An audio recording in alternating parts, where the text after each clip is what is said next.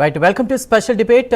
తెలంగాణలో ధాన్యం చుట్టూ రాజకీయం నడుస్తోంది. రైతుల ప్రాణాలు పోతున్న పంటలు కొనరా అని ప్రశ్నిస్తూ ముఖ్యమంత్రి రేవంత్కు లేఖ రాశారు మాజీ మంత్రి కేటీఆర్. అకాల వర్షాలతో కళ్ళాల్లో ధాన్యం తడిసిపోతుందని విమర్శించారు. రైతుల ప్రాణాలు పోతున్నాయని ఆగ్రహం వ్యక్తం చేశారు. 10 మంది రైతులు వడదెబ్బకు చనిపోయారని ఆరోపించారు. కేటీఆర్ విమర్శలకు అటు తెలంగాణ సర్కార్ కౌంటర్ ఇచ్చింది. ఒక్క రైతు చనిపోలేదని మంత్రి ఉత్తమ్ తెలిపారు. రికార్డు స్థాయిలో ధాన్యం కొంటున్నట్లు వెల్లడించారు. అకాల వర్షాలతో రైతులు ఇబ్బంది పడుతున్నది నిజం. అదేవిధంగా మండే ఎండల్లో కొనుగోలు కేంద్రాల్లో రైతులు పడిగాపులు కాస్తున్నది కూడా వాస్తవం. కాకపోతే రైతుల సమస్యలు రాజకీయాలకు ముడిసరుకవుతోంది. మరి రైతుల సమస్యల పరిష్కారం దిశగా అడుగులు వేసేది ఎవరు? దానిపై చర్చిద్దాం. ఇవాళ స్పెషల్ డిబేట్లో మనకి జాయిన్ అవుతున్నారు జితేందర్ గారు, Telangana Congress TPCC Sevadal state president. Jitender గారు నమస్కారం, వెల్కమ్ టు స్పెషల్ డిబేట్. అదేవిధంగా doctor Vijayarya Kshatriya, contested MP Chevella, BRS party అధికార ప్రతినిధి. విజయార్య గారు నమస్కారం. ఇద్దరికి once again welcome to special debate. ముందుగా జితేందర్ గారు ఏమంటారు? కేటీఆర్ ఆరోపణలు ఏ విధంగా చూస్తారు? మంత్రి ఉత్తమ్ కొట్టిపారేశారు, ఒక్క రైతు చనిపోలేదని. కానీ కేటీఆర్ 10 మంది రైతులు వడదెబ్బతో చనిపోయారు, ఎండల్లో ధాన్యం కోసం కొనుగోలుకు సంబంధించి ఎదురు చూస్తున్నారు అంటున్నారు. మీరేమంటారు? ముందుగా మీకు వారికి నమస్కారం అండి. అసలు ఉన్నటువంటి బీఆర్ఎస్ ప్రభుత్వం ఉన్నట్టు ఇంతకుముందు 10 సంవత్సరాలు పరిపాలించిన కేసీఆర్ గాని కేటీఆర్ గాని ఈ మాట మాట్లాడే అర్హత కూడా లేదు. ఎందుకంటే ఇదే కేసీఆర్ గారు ఒరేస్తే ఉరి అన్నారు. ఈ రోజు పంట చూడండి 7% పెరిగిపోయింది, భయంకరమైనటువంటి ఉత్పాదన అవుతుంది.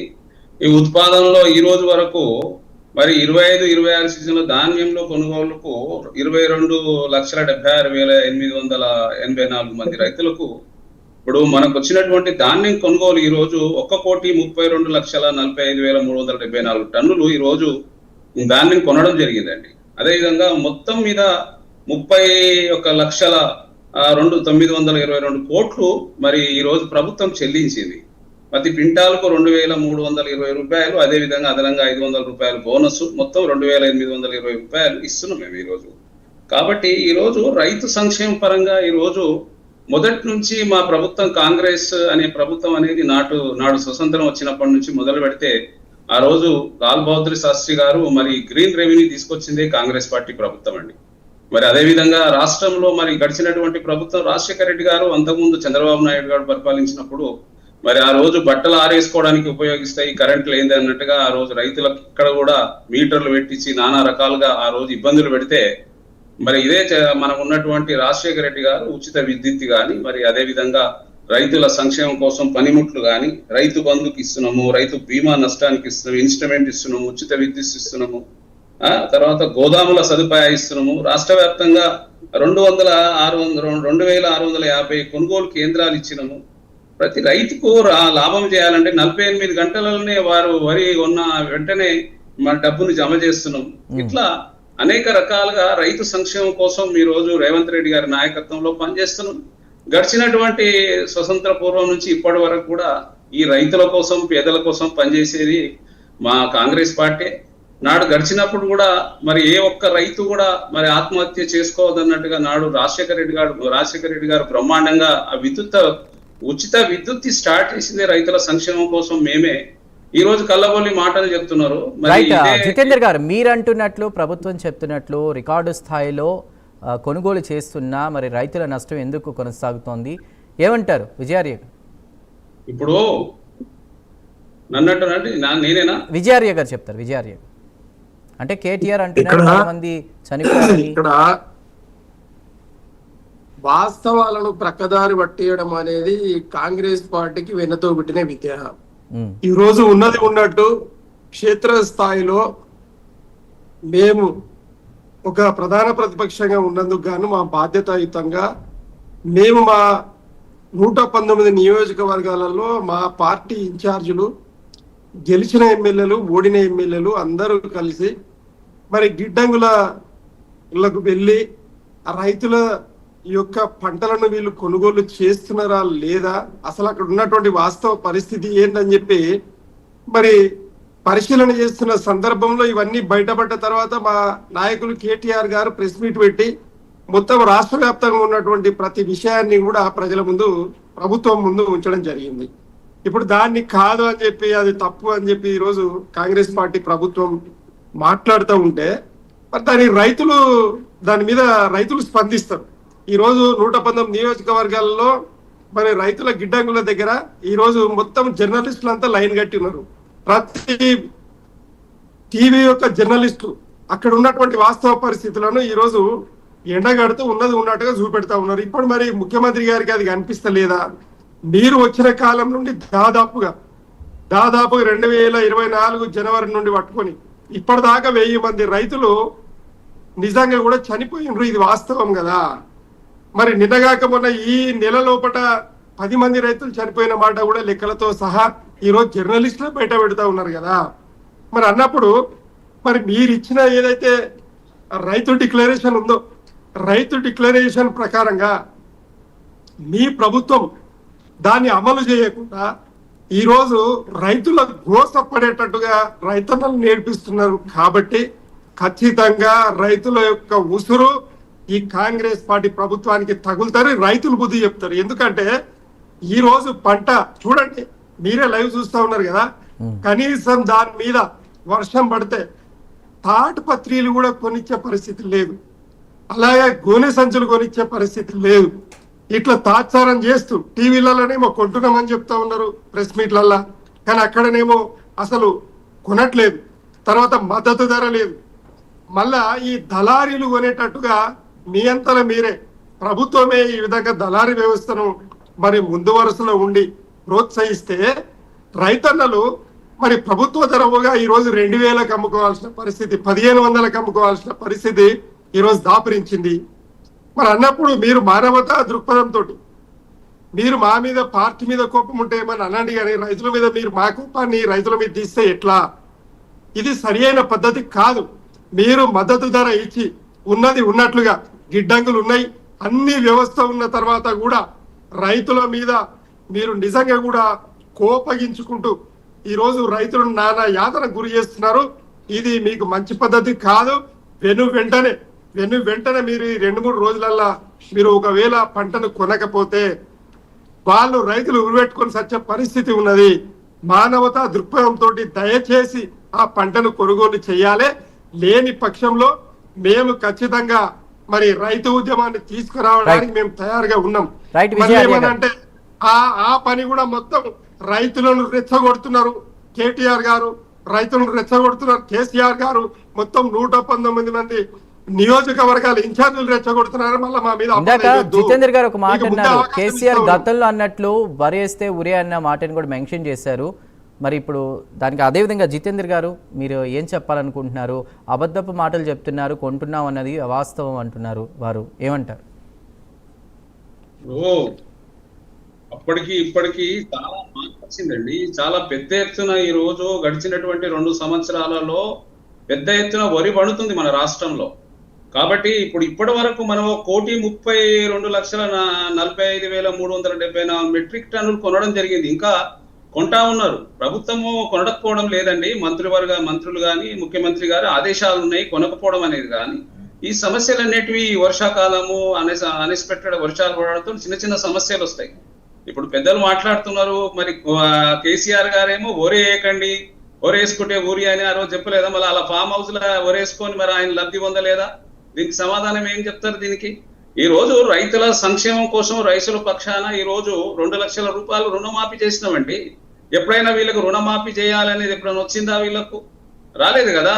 ఈ రోజు రైతు బంధువు కూడా రైతు బంధు చేస్తున్నాము. తర్వాత స్కీమ్ మనకి ఉన్నటువంటి మిగతా రైతులకు సంబంధించినటువంటి మన బీమా కడుతున్నాము, అన్ని సపోర్ట్ చేస్తూనే మీరు కొంటున్నాం అంటున్నారు. చాలా మంది రైతులు పడిగాపులు కాస్తున్నారు కొనుగోలు కేంద్రాల వద్ద. ఆ విజువల్స్ కూడా మనం ప్లే చేస్తున్నాం. విజయ ఆర్య గారు చెప్తూ ఉన్నారు.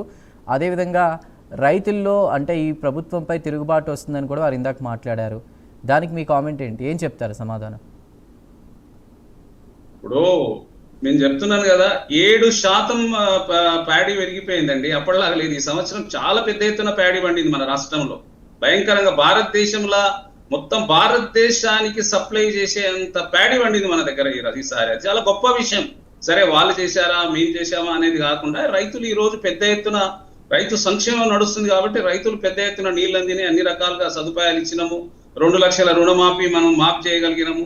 సకాలంలో కొంత మనము ఈ మన రైతు బంధు వేయగలిగినాం కాబట్టి ఈ రోజు భారతదేశానికి సప్లై చేసే అంత పెద్ద ఎత్తున ఈ రోజు ప్యాడీ మనకు వరి పండుతున్నది కాబట్టి ఈ రోజు 7% పెరిగిపోయేదండి. పెరిగింది కాబట్టి దానికి కొనుగోలుకు ఉన్నటువంటి మన మొత్తం సంస్థలు ఏర్పాటు చేయాలి అక్కడ. దాని కాబట్టి పెద్ద ఎత్తున మనకు పాడి పండింది కాబట్టి అది కొంత ఇబ్బంది అవుతుంది, వాస్తవమే అది. కానీ ఇప్పుడు దాదాపుగా 80% కొనడం అయిపోయింది, ఇంకా మిగిలింది ఒక 20% మిగిలింది. నేను ఇప్పుడు ఎంత కొన్నాము ఏందనేది, ఎంత డబ్బు చెల్లించడం అనేది వివరంగా ఇప్పుడు ఇంత ముందు కూడా చెప్పినా నేను, మళ్ళీ చెప్తే ఏం బాగుంటది. కాబట్టి చేయకపోవడం అనేది లేదు. ఈ రోజు రైతు సంక్షేమం కోసమే పనిచేస్తున్నాం మేము. రైతు సంక్షేమ ఫలాలు వర్షాలకి ఎవరు ఏం చేయలేరు మీరు అన్నట్లు కూడా. బట్ ప్రభుత్వం వీరి విషయంలో ఏం చేయబోతోంది? తడిచిన ధాన్యం విషయంలో ధర తగ్గుతుంది ఏమో, మొలకెత్తుతాయేమో కొంతమంది రైతులు బాధను వ్యక్తం చేస్తున్నారు. అలాంటి వారి విషయంలో మీ ముందడుగు ఏంటి? ఎలాంటి చర్యలు చేపట్టబోతున్నారు? ప్రతి గింజ కొంటామండి. మా మంత్రి వర్గాలు కానీ ముఖ్యమంత్రి గారు చెప్తున్నారు, తడిసినా ఎలిసినా ఏ ధాన్యమైనా సరే రైతులకు, రైతు రాజ్యం అండి మాది. మొదటి నుంచి రైతుల సంక్షేమం కోసం పనిచేసేది కాంగ్రెస్ పార్టీ, అన్ని వర్గాల కోసం పనిచేసేది మా కాంగ్రెస్ పార్టీ. కాబట్టి తడిసిన గింజలు కానీ ఎక్కడైనా సరే మేము కొనడానికి ఇబ్బంది ఏం లేదు. మా ముఖ్యమంత్రి గారు పదే చెప్తున్నారు, మా ఉత్తమ్ కుమార్ రెడ్డి గారు మంత్రివర్యులు కూడా చెప్తున్నారు, తడిసిన ధాన్యం కానీ ఏ ధాన్యమైనా ప్రతి లాస్ట్ గింజ వరకు కొనే ప్రయత్నం మనం చేస్తూనే ఉంటాం, తప్పకుండా ఉంటామండి. రైతులు లేకపోతే ఈ దేశం ఏముందండి? పండించే రైతు లేకపోతే ఈ దేశమే లేదు. పుట్టెడు అన్నం పెట్టేవాడు రైతుని ఇబ్బందులు పెట్టే పాలు మాకు లేదు. మేమేం బేడీలు వేస్తలేము వాళ్ళలాగా, బేడీలు వేసి జైళ్లకు పోలీస్ స్టేషన్ల చుట్టూ తిప్పుతలేము మేము. అలాని రైతులను ఎంతగానో ఇబ్బంది పెట్టారండి వాళ్ళ సాధనంలో. రైతులకు బేడీలు వేసేసి రకరకాల ఇబ్బందులు పెట్టి కొనమంటే చేయలేదా? అట్లా ఆ విధంగా మేము ఏం చేయట్లేదే కదా. ఈ రైతులది పెద్ద ఎత్తున ప్యాడీ వచ్చింది, పంట వచ్చింది కాబట్టి దాన్ని కొనడంలో కొంత ఆలస్యం అవుతుంది అంతే తప్ప, అప్పటికి ఇప్పటికి చెప్తున్నాను కదా, చాలా శాతం పెరిగిపోయింది. దానికి కొంత డిలే అవుతుంది, కొంత అన్ఎక్స్పెక్టెడ్ గా వర్షాలు పడుతున్నాయి తప్ప దానివల్ల ఏమీ లేదు. కొంటాము. ప్రతి తడిసిన ధాన్యమైనా సరే మా ముఖ్యమంత్రి గారు కానీ ఉత్తమ్ కుమార్ రెడ్డి మంత్రి వారు చెప్తున్నారు ఏంటంటే, ప్రతి గింజను కొంటాము, ప్రతి దాన్ని కొని మేము రైతులకు ఇబ్బంది లేకుండా తప్పకుండా చేస్తాం. వాళ్ళు ఆ రోజు 10 సంవత్సరాలు పరిపాలిస్తే అనేక రకాల ఇబ్బందులు పెట్టారు. మేము ఆ రకంగా మేము రైతులను ఇబ్బంది పెట్టదలుచుకోలేదు. ఎందుకంటే మాకు రైతు సంక్షేమం కోసం ఏర్పడేది. రైతులు, ఉద్యోగులు అందరూ కలిసి ఓట్లేస్తేనే ఈ రోజు మేము గెలిచి. ఓకే జితేందర్ గారు 1 సెకండ్ ఏమంటారు? విజయార్య గారు, భారతదేశం మొత్తం పెట్టేంత దిగుబడి మాకు ఈసారి వచ్చింది, 7% పెరిగింది. అకాల వర్షాలకు ఎవరు ఏం చేయలేరు కానీ 80% కొనుగోలు పూర్తయినాయి, మిగతా 20% ప్రతి గింజ మేము కొంటాం అంటున్నారు వారు. ఇప్పుడు చూడండి, సోదరులు ఏమో 20% మేము కొన్నాము అని అంటారు, ముఖ్యమంత్రి గారేమో 40% మేము కొన్నాము అంటారు. అంటే ఒక్కొక్క ఇంకా కొనుగోలు చేయాలంటే ఒక్కొక్క మంత్రివర్యులు ఒక రకంగా చెప్తే ఎట్లా? వాస్తవంగా అక్కడ ఇప్పుడు కూడా కొనుగోలు కేంద్రాలలో 60% కంటే ఎక్కువ పంట ఇంకా అట్లనే ఉన్నది, కొనుగోలు కాలేదు. దయచేసి అబద్ధాలు ఆడితే పోయేది ఏముంటది? రైతులాగమవుతారు. రైతన్నలు లేకపోతే మనం ఏడ ఉన్నాము? మనం రైతు కుటుంబాలను విడిచిన వాళ్ళము. ఈ రోజు రైతు రుణమాఫీ స్వయంగా రేవంత్ రెడ్డి గారే 26 లక్షల కోట్ల రూపాయలను మేము చెల్లించినము.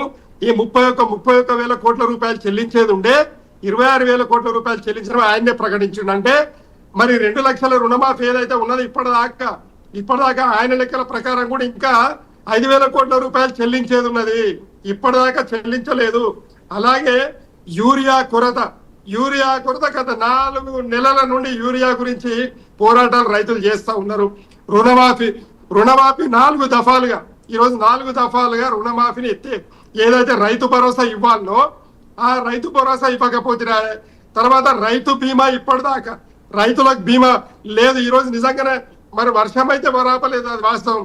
మరి వర్షానికి తడిచినప్పుడు దాని మీద బీమా ఒకవేళ ప్రభుత్వం చెల్లిస్తే ఆ బీమా డబ్బులు రైతులకు చెందాలి కదా, వాళ్ళ అకౌంట్లలో వెంటనే పడాలి కదా. ఎందుకు పడట్లేదు? విత్తనాల విషయంలో, యూరియా విషయంలో, పంట కొనుగోళ్ల విషయంలో, మద్దతు ధర విషయంలో, ఒక్క విషయంలో కాదు, రైతులను ఈ రోజు పెడతా ఉన్నారు. అదే రైతులు మీకు ఓట్లేసి గెలిపించారు అనే దాన్ని మర్చిపోయి మీరు ప్రవర్తిస్తా ఉన్నారు.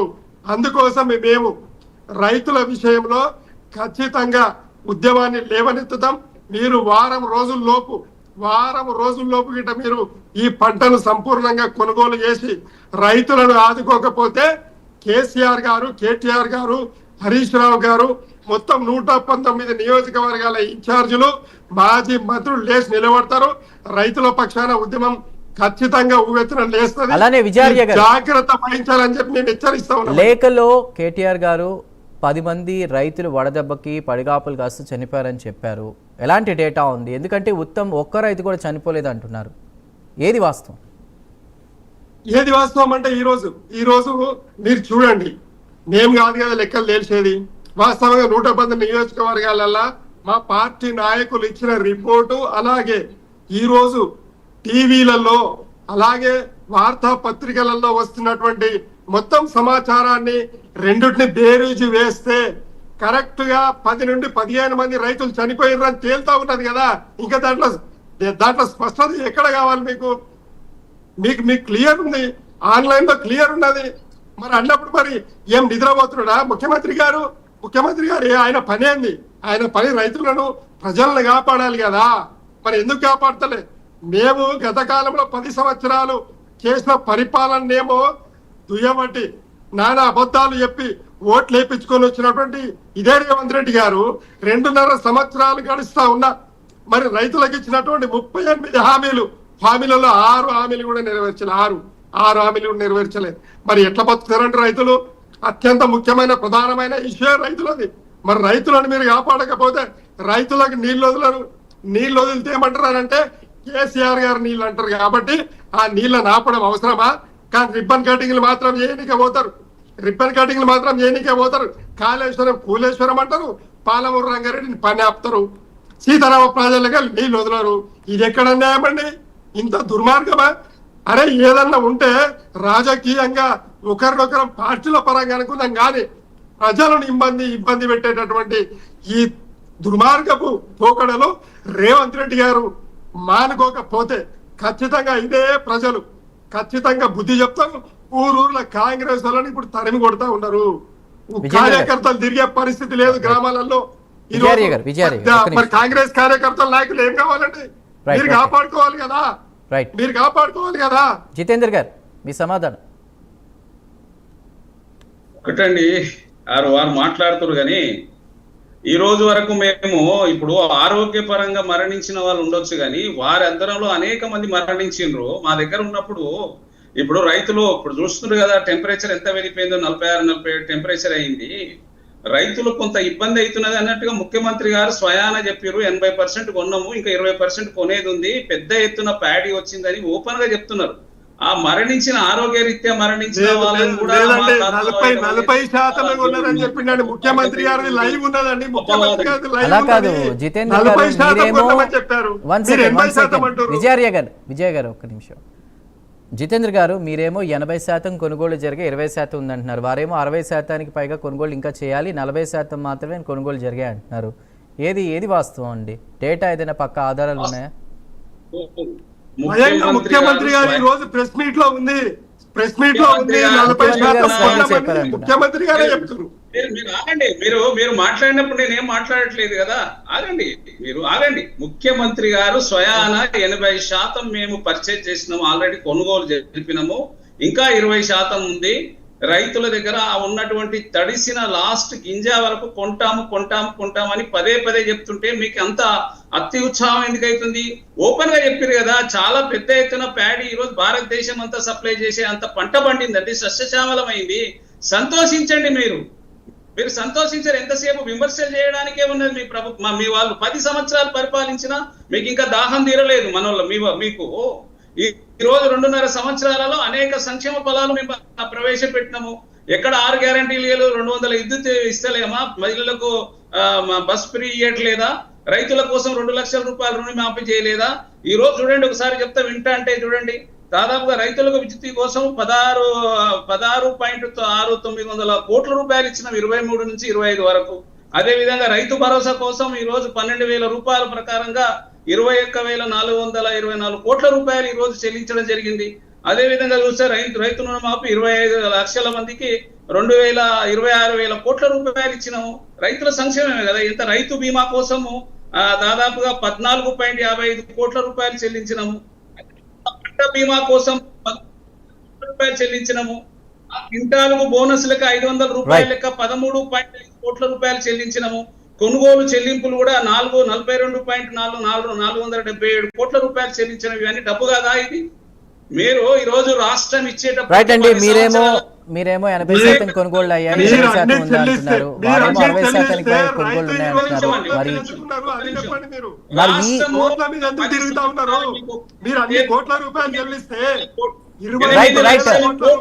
రైట్ ముగిద్దామండి, సమయం అయిపోతుంది, ముగిద్దాం. ఏదైనా రైతు దేశానికి వెన్నెముక. వారి విషయంలో ఏ ప్రభుత్వం అయినా, గత ప్రభుత్వం అయినా, ప్రస్తుతం ఉన్న ప్రభుత్వం అయినా ఆలోచన చేసి ముందుకు వెళ్ళాలని మనం కోరుకుందాం. డిబేట్లో జాయిన్ అయినటువంటి జితేందర్ గారికి, డాక్టర్ విజయార్య క్షత్రియ గారికి, ఇద్దరికి కూడా ప్రత్యేకంగా ధన్యవాదాలు. ఇది వాళ్ళ స్పెషల్ డిబేట్. Keep watching